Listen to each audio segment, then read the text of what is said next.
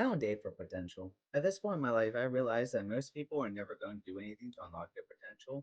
And even worse, there's a shit ton of people who rely on weaponized incompetence or stunting themselves to keep themselves in confidence so they can get handouts or have some hand holding or have people baby them.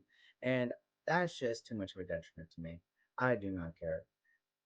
To go ahead and give you an example of why this is so important to me, one of the biggest values I look for in a partner is self sufficiency. And it's because it's something that's very important to me. Now, everybody has a bit of a different definition when it comes down to self sufficiency, so I'll make my definition a little bit more clear.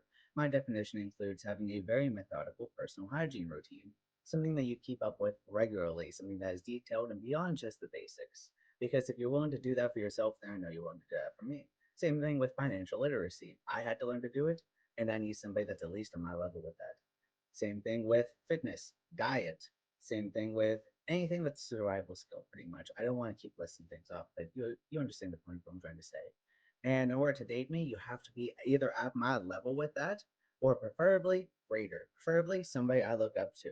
But I would settle for somebody at my level. I will never disrespect myself to go for somebody that's below that.